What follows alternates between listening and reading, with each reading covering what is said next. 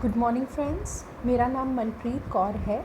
मैंने जेआरएफ किया है कॉमर्स में। इसके अलावा मैनेजमेंट में नेट भी क्लियर है। इसके अलावा मैंने एचटेट और सीटेट भी क्लियर किया है। एकेडमिकली मैंने एमबीए और एमकॉम किया है और अब मैं नेट कॉमर्स की प्रिपरेशंस करा रही हूँ। ऑनलाइन क्लासेस प्रोवाइड करती हूँ, जो कि मैं टॉपिक्स को बहुत ही इजी लैंग्वेज में कन्वर्ट करके लोगों को समझाती हूँ, स्टूडेंट्स को समझाती हूँ, ताकि वो इजीली कंसेप्चुअली क्लियर होकर क्वेश्चंस को कर सकें पेपर में और श्योरली पेपर को क्लियर कर सकें। तो आज जो टॉपिक मैं लेने वाली हूँ वो है बिज़नेस इकोनॉमिक्स का टॉपिक, जो कि एक बहुत वाइड टॉपिक है और बहुत ही इम्पॉर्टेंट टॉपिक है, जिसमें से बहुत सारे क्वेश्चंस देखने को हमें मिलते हैं प्रीवियस ईयर के पेपर्स, इससे पहले मैं ख़त्म करवा चुकी हूँ। तो चलिए आज हम टॉपिक स्टार्ट करते हैं। टॉपिक का नाम है production functions and law of production. Introduction. Production क्या होता है? देखो, प्रोडक्शन क्या होता है हम बहुत अच्छे से जानते हैं कि प्रोडक्शन एक ऐसा प्रोसेस है जिससे हम टेंजिबल या इंटेंजिबल इनपुट्स को हम क्या करते हैं, ट्रांसफॉर्म कर लेते हैं इन गुड्स या सर्विसेज में। और ऐसा करने के लिए हमें जो फैक्टर्स ऑफ प्रोडक्शन हेल्प करते हैं वो फैक्टर्स ऑफ प्रोडक्शन है हमारे लैंड, लेबर, कैपिटल और एंटरप्रेन्योर। कोई भी ऑर्गेनाइजेशन क्या चाहती है, कोई भी ऑर्गेनाइजेशन चाहती है कि वो कम से कम मतलब ऑप्टिमम यूटिलाइजेशन में इन फैक्टर्स के वो क्या कर सके, मैक्सिमम आउटपुट अचीव कर सके।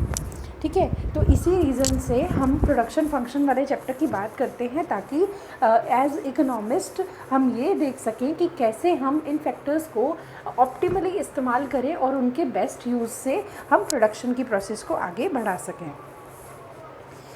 इस चैप्टर को समझने के लिए ये जो चार्ट मैंने बनाया है इसे समझना बहुत ही ज़रूरी है। जब भी हम प्रोडक्शन फंक्शन की बात करते हैं तो प्रोडक्शन फंक्शन को हम दो टाइप्स में पढ़ते हैं। ठीक है, एक है हमारा on the basis of the relationship between input and output, जबकि दूसरा है हमारा on the basis of degree of substitution. ठीक है, on the basis of relationship between input and output की जब हम बात करते हैं तो सबसे पहले उसमें हम बात करेंगे production function involving change in proportion. यानी कि जब आप जैसे अगर हम प्रोडक्शन करते हैं तो हम क्या करते हैं, उसमें लैंड, लेबर, कैपिटल, एंटरप्रेन्योर जैसे फैक्टर्स का इस्तेमाल करते हैं। लेकिन अगर हमारे पास टाइम कम हो तो हम उन सभी फैक्टर्स में एक बार में चेंज नहीं ला सकते और उनको सबको बढ़ा नहीं सकते अपना प्रोडक्शन बढ़ाने के लिए। तो क्या होता है कि हम उसकी किसी प्रोपोर्शन में चेंज लाते हैं। ठीक है, तो उसी को बोलते हैं लॉ ऑफ वेरिएबल प्रोपोर्शन, या फिर इसे रिटर्न्स टू अ फैक्टर भी बोला जाता है। ये एक शॉर्ट रन एनालिसिस होता है। इसके अंदर हम तीन तरीके की स्टेजेस पढ़ते हैं, जो कि रिटर्न्स टू अ फैक्टर से रिलेटेड है, जो कि इंक्रीजिंग, कांस्टेंट और diminishing returns to a factor के नाम से जानी जाती है। जब हम बात करते हैं चेंज इन स्केल की, तो इसके अंदर हम क्या करते हैं, हम सभी, क्योंकि ये लॉन्ग रन एनालिसिस होता है, इसीलिए हम इसमें हमारे पास इतना टाइम होता है कि हम अपने सभी फैक्टर्स ऑफ प्रोडक्शन में चेंज ला सकें। तो हम लैंड, लेबर, कैपिटल, एंटरप्रेन्योर सभी में चेंजेस ला सकते हैं, क्योंकि हमारे पास प्रोडक्शन करने के लिए लॉन्ग टर्म है। ठीक है, इसे लॉज ऑफ रिटर्न भी बोला जाता है। ये जो लॉज ऑफ रिटर्न है ये दो तरीके से, यानी कि फर्स्ट डिग्री और लीनियर और homogeneous of the first degree, जबकि नॉन लीनियर या non homogeneous production of the degree of greater और लेस देन 1 की बात करता है। देखो, एक में तो इसने फर्स्ट डिग्री लीनियर की बात करी है, होमोजीनियस मतलब सब एक जैसे फैक्टर्स की बात करी है, जबकि दूसरी तरफ हम किन की बात कर रहे हैं, जो लीनियर नहीं है। देखो, इस वाले पॉइंट में ये लीनियर नहीं है और नॉन होमोजीनियस है, यानी कि सारे फैक्टर्स एक से नहीं हैं। इसमें या तो आपकी डिग्री ग्रेटर या फिर लेस होती है 1 से। जब हम लीनियर या होमोजीनियस की बात करते हैं तो हमारा आता है constant returns to a scale, जबकि जब हम नॉन होमोजीनियस या फिर नॉन लीनियर प्रोडक्शन की बात करते हैं तो डिग्री हमारी क्योंकि 1 से ज़्यादा या 1 से कम रहती है, तो उस टाइम पे हमारा इंक्रीजिंग और decreasing returns to a scale बनता है। इसके अलावा इस चैप्टर में हम पढ़ेंगे इन्वॉल्विंग चेंज इन प्रोपोर्शन और स्केल। इसके अंदर हमारा चेंज होता है 2 और मोर सब्स्टिट्यूट्स में, और यूज़ इसको एनालाइज करने के लिए हम आइसो क्वांट्स का यूज़ करते हैं। जैसे हमने कंज्यूमर बिहेवियर वाला चैप्टर पढ़ा था और हमने ये बात जानी थी कि उसके अंदर रिलेशनशिप देखने के लिए या कंज्यूमर इक्विलिब्रियम करने के लिए ऑर्डिनल अप्रोच और कार्डिनल अप्रोचेस यूज़ करते हैं यूटिलिटी एनालिसिस के। इसके अलावा हम आइसो क्वांट, जैसे हम प्रोडक्शन में आइसो क्वांट यूज़ करते हैं, वैसे कंज्यूमर बिहेवियर में हमने इंडिफरेंस कर्व यूज़ किया था। यानी कि कंज्यूमर बिहेवियर की जब भी इंडिफरेंस कर्व की बात होगी तो इसका मतलब आप कंज्यूमर बिहेवियर की बात कर रहे हो, और जब भी प्रोडक्शन फंक्शन की बात होगी, प्रोड्यूसर्स इक्विलिब्रियम की बात होगी, तो वहाँ पे आप आइसो क्वांट की के थ्रू ये सब शो करोगे। ठीक है, अब जो आइसो क्वांट है उसे यूज़ करने के लिए आउटपुट दो तरीके से हो सकता है। एक तो होता है जिसके अंदर हम इनपुट्स को जो है फिक्स प्रोपोर्शन में यूज़ कर रहे हैं, और दूसरा है जिसके अंदर हम वेरिएबल प्रोपोर्शन में यूज़ कर रहे हैं, जैसे कि यहाँ पे लिखा हुआ है। ठीक है, ये तो रिलेशनशिप जो हमने पूरी पढ़ी है, ये वाली जो पूरी रिलेशनशिप है, ये वाली पूरी रिलेशनशिप ये इनपुट और आउटपुट के बेस पे है। जबकि डिग्री ऑफ सब्स्टिट्यूशन के बेस पे हम जो प्रोडक्शन फंक्शन पढ़ते हैं वो पढ़ते हैं हम कोप-डॉकलिस प्रोडक्शन फंक्शन, लियोनटिफ प्रोडक्शन फंक्शन और CES प्रोडक्शन फंक्शन, जिसमें से कई बार क्वेश्चन पूछा जाता है। हम इन्हें अलग अलग तो पढ़ते हैं बट हम इन्हें रिलेट नहीं कर पाते। तो इसी रिलेशन को समझाने के लिए मैंने ये पूरा चार्ट ड्रॉ किया है, ताकि समझ में आ सके कि जो हमारे टाइप ऑफ प्रोडक्शन फंक्शन है वो एक ही तरीके से नहीं बल्कि दो बेसिस पर काम करता है, जिसके अंदर ये अलग अलग तरीके से रिलेशनशिप्स या फिर फॉर्मूलाज को शो करता है। ठीक है, अब प्रोडक्शन फंक्शन को जब हम बोल रहे हैं तो प्रोडक्शन फंक्शन को क्या मतलब, क्या है, क्या ये बार बार ये टर्म किस चीज़ को दिखा रही है। तो production function can be defined as a technical relationship between the physical input and physical output of the organization. देखो, इसको समझने के लिए अगर हम देखें एक बार ये डेफिनेशन, तो आपको ज़्यादा अच्छे से समझ आएगा कि relation between a firms physical production यानी कि आउटपुट हो गया, और मटेरियल फैक्टर्स ऑफ प्रोडक्शन जो कि आपकी लैंड, लेबर, कैपिटल, एंटरप्रेन्योर है, जिन्हें हम इनपुट के नाम से जानेंगे, is refer to as production function. यानी कि प्रोडक्शन आप जो कर रहे हो वो किन फैक्टर्स पे डिपेंड करता है, वो डिपेंड करता है इन फैक्टर्स पे, लैंड पे, बिल्डिंग पे, लेबर पे, कैपिटल पे, रॉ मटेरियल अवेलेबिलिटी पे, टेक्नोलॉजी पे, टाइम पे। ये सारे फैक्टर्स हैं जो कि प्रोडक्शन फंक्शन हैं, यानी कि जो प्रोडक्शन को जिनके थ्रू प्रोडक्शन फंक्शन हो रहा है, चल रहा है। ठीक है, प्रोडक्शन फंक्शन जिसके अंदर अब हमने अपने जो इस ग्राफ की बात करी थी, इस ग्राफ की, तो उसमें हम ये वाला पॉइंट उठा रहे हैं सबसे पहले, उसके बाद इसे उठाएंगे। आज वाले इस वीडियो में मैं आपके साथ ये दो डिस्कस करूँगी। ठीक है, उसके बाद नेक्स्ट जो है हमारा वो हम अगली वाले वीडियो में डिस्कस करेंगे। ओके, तो हम आते हैं production function involving change in proportion की बात कर रहा है। देखो, इसने यहाँ पे ये चीज़ ध्यान देने वाली है कि इसने यहाँ पे चेंज इन प्रपोर्शन की बात करी है। चेंज इन प्रपोर्शन का मतलब है आप सिर्फ सिंगल वेरिएबल में चेंज ला रहे हो, जबकि बाकी सारे वेरिएबल में चेंज लाना पॉसिबल नहीं है, क्योंकि शॉर्ट टर्म है और बाकी सारे आप मानकर चलते हो कि सारे फैक्टर्स आपके कांस्टेंट हैं या आपके सभी फैक्टर्स कांस्टेंट रहते हैं। इस जो लॉ है ये, जो कि शॉर्ट रन में काम करता है, उसे लॉ ऑफ वेरिएबल प्रोपोर्शन के नाम से, रिटर्न्स टू अ फैक्टर के नाम से, या लॉ ऑफ डिमिनिशिंग रिटर्न्स के नाम से जाना जाता है। In the short run, change in production is brought by changing only one variable। देखो इसने क्या बोला, changing only one variable, यानी कि आप सिर्फ one variable में change लाते हो, जबकि बाकी आपके factors remain constant रहते हैं। शॉर्ट रन प्रोडक्शन फंक्शन को हम कैसे दिखा सकते हैं, that output is the function of, या production is the function of L and K। देखो K यहाँ पे क्या है, K यहाँ पे कांस्टेंट है, K यहाँ पे कांस्टेंट है, तभी इसको मैंने कलर किया है रेड। वैसे तो हम इसे कैसे दिखाते हैं, L और बार, K बार, है ना। बार का मतलब होता है कि इसमें हम चेंज नहीं कर रहे हैं। ठीक है, तो लेबर हमारी वेरिएबल फैक्टर का काम कर रही है यहाँ पे, और कैपिटल हमारी कांस्टेंट है।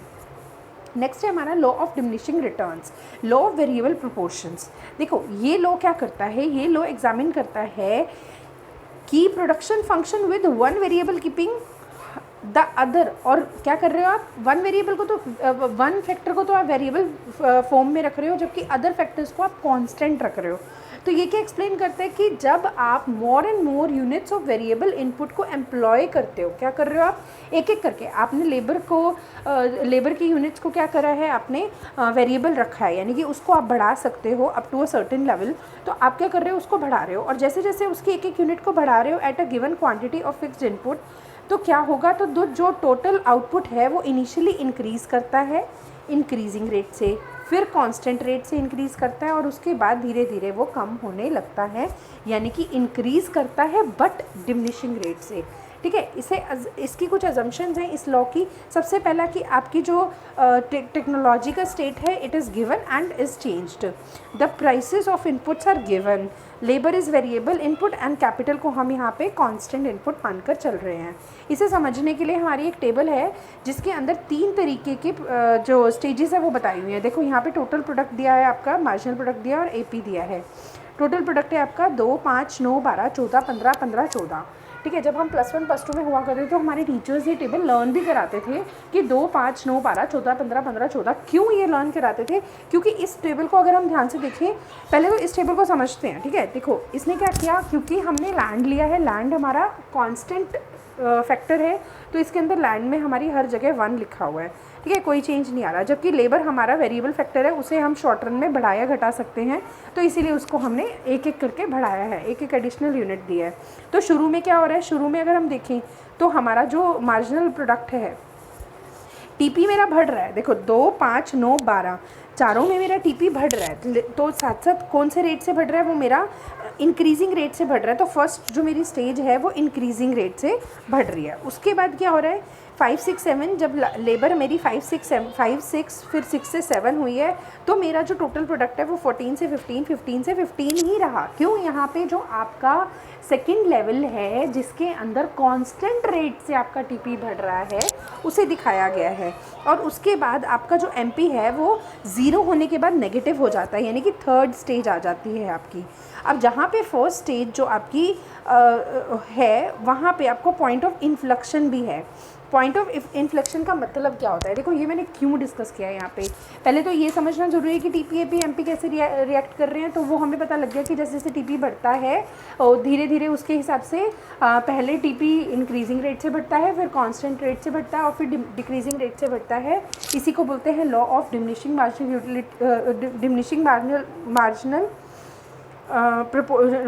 Diminishing returns, law of diminishing returns. ठीक है, अब यहाँ पे क्योंकि पॉइंट ऑफ इन्फ्लेक्शन का कई बार क्वेश्चन पूछा जा चुका है, इसीलिए मैंने यहाँ पे स्पेसिफिकली पॉइंट ऑफ इन्फ्लेक्शन के बारे में भी बताया है नीचे कि what is inflection point. Inflection point क्या होता है, ये वो इवेंट होता है that results in a significant change in the progress of a company, industry, sector, economy या जियोपॉलिटिकल सिचुएशन। ये देखो यहाँ पे से है ना। ठीक है, तो इसे समझना बहुत आसान है कि आप क्या कर रहे हो, एक से दूसरे फेज़ में एंटर कर रहे हो, वो आपका पॉइंट ऑफ इन्फ्लेक्शन होता है।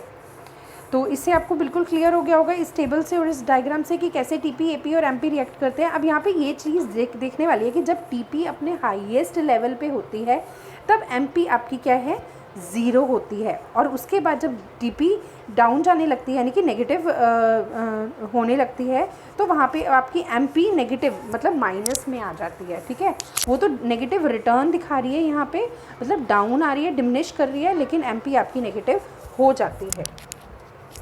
नेक्स्ट अब हमारा आता है, जैसे हमने पढ़ा था रिटर्न्स टू अ फैक्टर, तो इसके अंदर हमने क्या पढ़ी है, 3 स्टेजेस पढ़ी हैं, एक इंक्रीजिंग है, एक कांस्टेंट है, एक डिक्रीजिंग है। और डिक्रीजिंग वाली को हम बोलते हैं, जो ये डिक्रीजिंग वाली थी ये वाली, ठीक है, इसको हम बोलते हैं diminishing returns, law of diminishing returns. ये इफ़ नहीं है, ये ऑफ है। ठीक है, also known as law of diminishing returns, जिसके अंदर पहले इंक्रीजिंग फिर डिमिनिशिंग और फिर नेगेटिव रिटर्न दिखने लगते हैं हमें।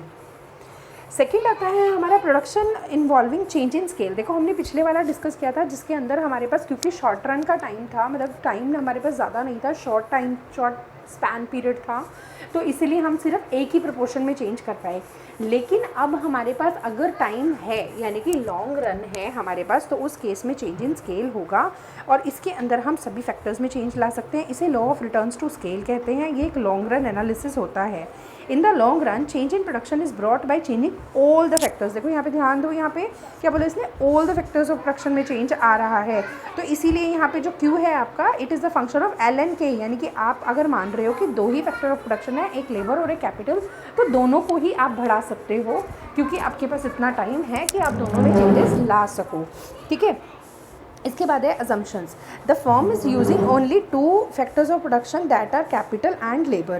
Labor and capital are combined in one fixed proportion. Prices of factors do not change. State of technology is fixed. और यहाँ पे 3 aspects होते हैं law of returns के. एक है increasing returns to a scale, एक है constant returns to scale और एक है diminishing returns to scale. अगर हम इसे एक्सप्लेन करें तो इसे देखना, इसे भी हम देख सकते हैं. देखो, increasing returns to a scale, constant returns to a scale और decreasing returns to a scale के नाम से, जिसमें हमारा पहले इंक्रीज़ कर रहा है, फिर कांस्टेंट है और फिर डिक्रीजिंग रेट से डिक्रीज़ कर रहा है, मतलब डिमिनिशिंग रिटर्न्स है यहाँ पे हमारे. तो यहाँ आपका टोटल आउटपुट अगर हम देखें तो देखो टोटल आउटपुट तो बढ़ रहा है, लेकिन पहले क्या है, 4 के बाद 6 हुआ, 6 के बाद 8, यानी कि इंक्रीजिंग रेट है. उसके बाद जो रेट से बढ़ रहा है, 28 से 38 हुआ, 38 से 48 हुआ, तो हर बार 10 ही है. यानी कि जो हमारा जो रेट है, जिस रेट से ये बढ़ रहा था या उसमें तो है हमारा इंक्रीजिंग वाला, लेकिन जब ये चेंज नहीं हो रहा हमारा, तो यहाँ पे ये कांस्टेंट रेट से बढ़ रहा है. ठीक है, बढ़ तो रहा है लेकिन कांस्टेंट रेट से, और इसके अंदर हमारा बढ़ रहा है लेकिन डिमिनिशिंग रेट से. तो इसे बोलेंगे रिटर्न्स टू अ स्केल. और यहाँ पे अगर हम लेबर और कैपिटल देखें तो दोनों में हमारे चेंजेस आ रहा है, क्योंकि लॉन्ग टर्म का टाइम है, तो इसलिए हम लेबर और कैपिटल दोनों में चेंजेस कर सकते हैं, दोनों की यूनिट्स को इंक्रीज़ कर सकते हैं. ठीक है, इसके बाद इसी में एक कंसेप्ट आता है इकोनॉमीज़ एंड डिसइकोनॉमीज़ ऑफ स्केल. अब ये इकोनॉमीज़ और डिसइकोनॉमीज़ ऑफ स्केल क्या है? देखो, इकोनॉमीज़ और डिसइकोनॉमीज़ ऑफ स्केल की अगर हम बात करें तो इकोनॉमीज़ ऑफ स्केल को, इंक्रीजिंग रिटर्न्स टू स्केल को इकोनॉमीज़ ऑफ स्केल कहते हैं. इकोनॉमीज़ का मतलब होता है बचत. ठीक है, जैसे, और ये जो होती है ये 2 तरीके की होती है, इंटरनल इकोनॉमीज़ और एक्सटर्नल इकोनॉमीज़. इंटरनल इकोनॉमीज़ में हमारी रियल इकोनॉमीज़ और पेक्यूनरी इकोनॉमीज़ आती हैं, जबकि हमारी एक्सटर्नल इकोनॉमीज़ में इकोनॉमीज़ ऑफ कंसंट्रेशन और इकोनॉमीज़ ऑफ इंफॉर्मेशन और इसके अलावा इकोनॉमीज़ ऑफ डिसइंटीग्रेशन आता है. लेकिन जब हम डिसइकोनॉमीज़ की बात करते हैं तो उसे बोलते हैं डिक्रीजिंग रिटर्न्स टू स्केल, और वो भी हमारी 2 तरीके की होती है. ये यहाँ पे हमारा जो ऊपर चढ़ गया है एक्सटर्नल डिसइकोनॉमीज़, वो एक्सटर्नल डिसइकोनॉमीज़ भी, माफ़ कीजिएगा, एक्सटर्नल डिसइकोनॉमीज़ भी इंटरनल के साथ ही सेकंड पार्ट है, मतलब ये नीचे आएगा इंटरनल डिसइकोनॉमीज़ और एक्सटर्नल डिसइकोनॉमीज़ के नाम से. जो इंटरनल डिसइकोनॉमीज़ हैं वो भी आगे हमारे 2 रीज़न्स बताए हैं उसके. एक है अनवाइडली मैनेजमेंट और दूसरा है हमारा टेक्निकल डिफ़िकल्टीज़. ठीक है, अब देखो इसके बारे में जानते हैं ये क्या है.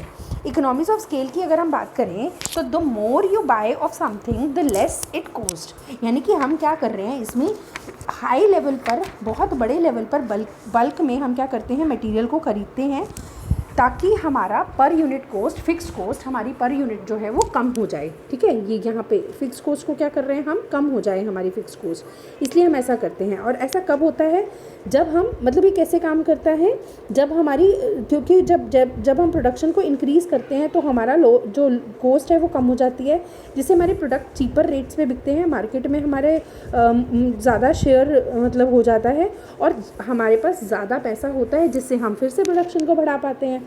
ठीक है, जो हमारी इकोनॉमीज़ ऑफ स्केल है वो 2 तरीके की होती है. एक है हमारी इंटरनल इकोनॉमी, दूसरी है हमारी एक्सटर्नल इकोनॉमी. एक है हमारी इंटरनल इकोनॉमी और दूसरी है हमारी एक्सटर्नल इकोनॉमी. इंटरनल इकोनॉमी क्या होती है, ये हाईलाइट करती है the advantages that a company obtains due to the use of modern techniques. ठीक है, इंटरनल इकोनॉमीज़ क्या है, इंटरनल इकोनॉमीज़ का मतलब है कि जहाँ पे आप क्या हो रहा है, मतलब जो इकोनॉमीज़ आपकी फर्म से स्पेसिफिक है. सबसे पहली बात आपको याद रखनी है, क्योंकि इसने टर्म यूज़ करी है इंटरनल. इंटरनल का मतलब है यहाँ पे आप फर्म स्पेसिफिक बात कर रहे हो. ठीक है, ये उन एडवांटेजेस, कंपनी की उन एडवांटेजेस को डिस्कस करती है जो कि आपको अचीव हुई है due to the use of modern techniques, और आपकी फर्म स्पेसिफिक है, ये इंडस्ट्री से रिलेटेड नहीं है. लेकिन अगर हम एक्सटर्नल इकोनॉमीज़ की बात करें तो ये एक्सटर्नल फैक्टर्स के कारण कॉज होती हैं. अब इंटरनल इकोनॉमीज़ में हमने क्या पढ़ा था कि इंटरनल इकोनॉमीज़ हमारी 2 तरीके की होती है. एक है हमारी रियल इकोनॉमीज़ और दूसरी है हमारी पेक्यूनरी इकोनॉमीज़. अब ये रियल इकोनॉमी क्या होती है, देखो, real economies are those which are associated with the reduction in physical quantity of inputs. यानी कि आपका क्या हो रहा है, यहाँ पे आपका जो फिजिकल क्वांटिटीज़ हैं रॉ मटेरियल की या इनपुट की, वो आपकी कम हो रही हैं. ठीक है, लेकिन अगर हम पेक्यूनियरी इकोनॉमीज़ की बात करें तो ये क्या होती है, pecuniary economies are economies released from paying lower prices for the factors used in the production.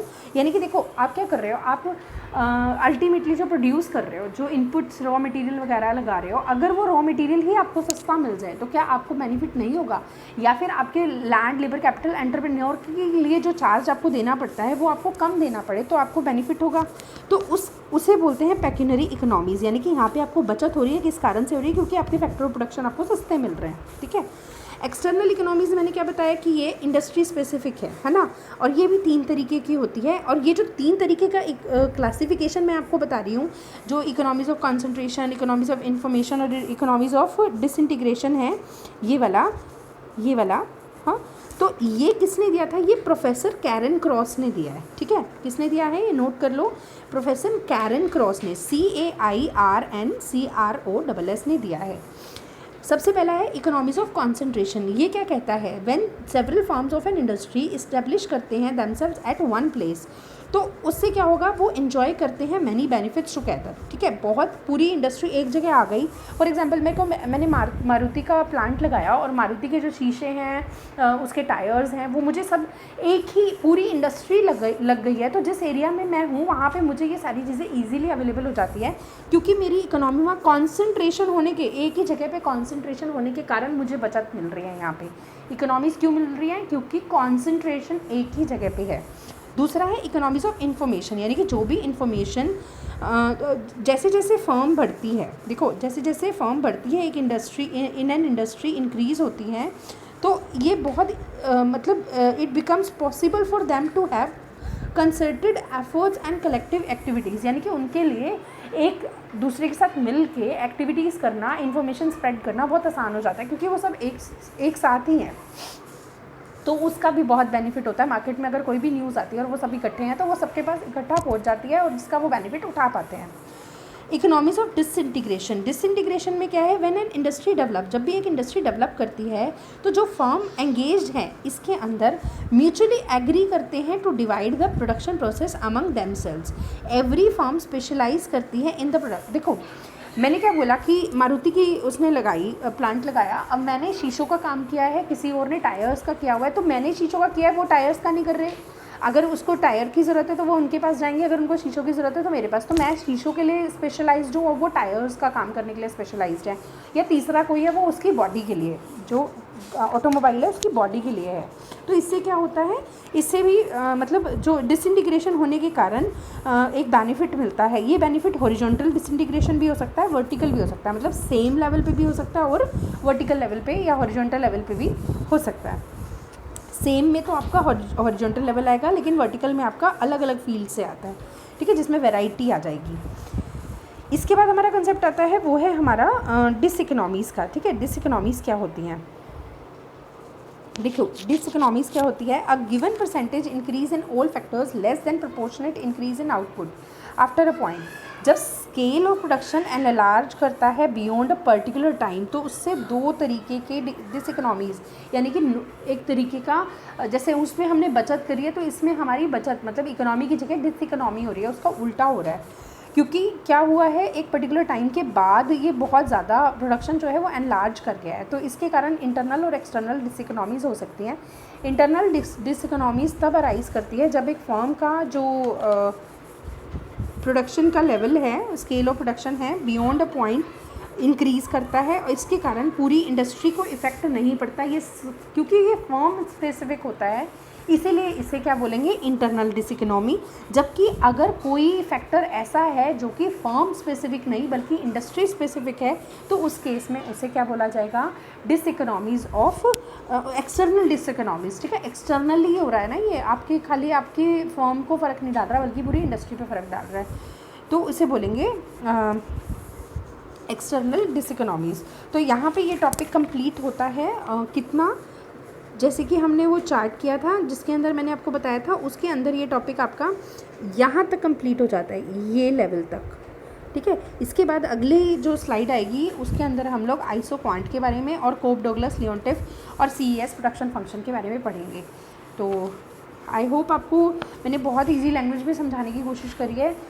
थोड़ी बहुत गलतियां हैं बीच में, क्योंकि अभी स्टार्टिंग है लेक्चर्स की, तो अगर मतलब कुछ प्रॉब्लम आती है तो आप कमेंट में पूछ सकते हैं, ठीक है। और sorry for the mistakes in between, लेकिन आपको मेरे हिसाब से टॉपिक समझ आना चाहिए। मैंने बहुत कोशिश करी है और मेहनत करके इस टॉपिक को बहुत ईजी लैंग्वेज में बनाने की कोशिश करी है, ठीक है। तो अगर कोई भी क्वेरी हो तो आप कमेंट में पूछ लीजिएगा। Thank you.